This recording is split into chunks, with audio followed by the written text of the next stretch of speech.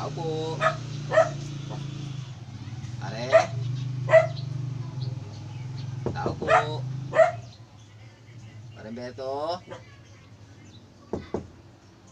Pare Berto. Pasok pare, bukas yan.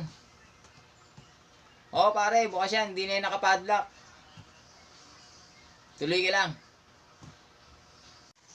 O pare, naligaw ka. Ano atin?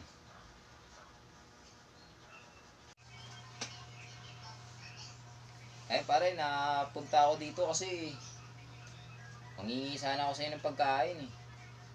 Meron lang naman pala akong Wala kasi kaming pangkain para sa pamilya ko lang pare. Okay pare. Meron. Kaya lang pare, pagtigaan mo na to ha. Ang may bibigay ko lang sa'yo ngayon eto pare, yung adobong isda. Yung saging pare, dali mo na rin. Tapos, dali mo na rin to pare, itong bagoong. Sama mo na to, dali mo na rin. Pasensya na pare, medyo wala din ako ngayon eh. Kaya, yan lang muna pare ha. Salamat sa bigay mo. Tama-tama, may dala akong pare, may dala akong eco bag. Dito ko na lang yung ilalagay pare ha. Sakto pare. Salamat dito ha.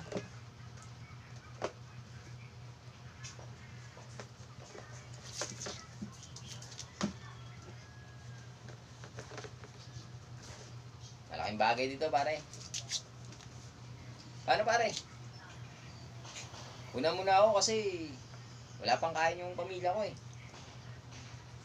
Balik na lang uli ako sa sunod pare. Usap na lang uli tayo. Salamat pare ha. Sige pare, ingat ka. Ingat ka sa pag-uwi. Sana makatulong sa inyo yan. Sige pare, una na ako.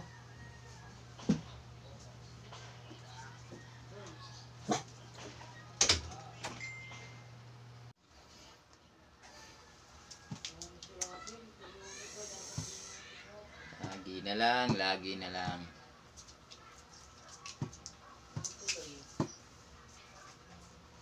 Sana naman tuloy makakain dito.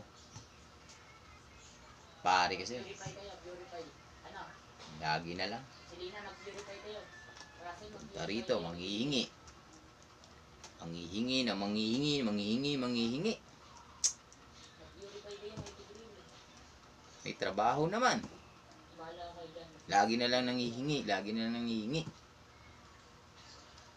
Ang klase yan.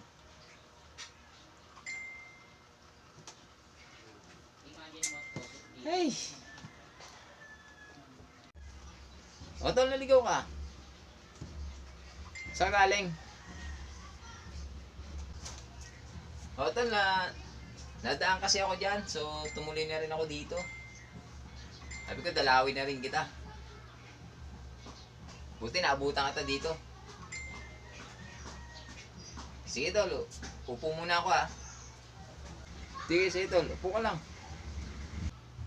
Oh, tol, ba't parang nakasimangot ka? Si pare kasi tol, ang tarito. Nangihingi na naman ng pagkain. Kahit na may trabaho siya, nangihingi pa rin ng pagkain dito. Yun, binigyan ko na lang. Kahit medyo labag sa loob ko, nabut ko na lang. Mali yan tol. Mali ang pag nagbibigay ka, nasimangot ka. Hindi maganda yan. Dapat pag magbibigay ka, masaya ka. Gigipit naman talaga. Kung para pagkain lang naman, bigay mo na. Huwag ka magbibigay ng ng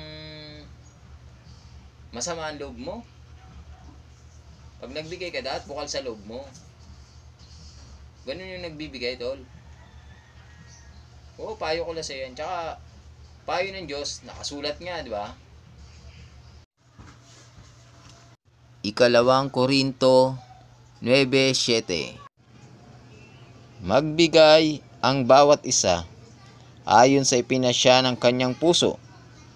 Huwag mabigat sa loob o dahil sa kailangan, sapagkat iniibig ng Diyos ang nagbibigay na masaya.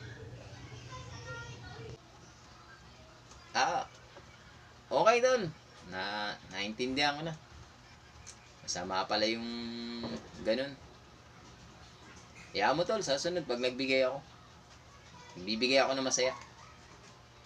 Yung hindi ako napipilitan. Salamat sa Diyos tol, sa paalala.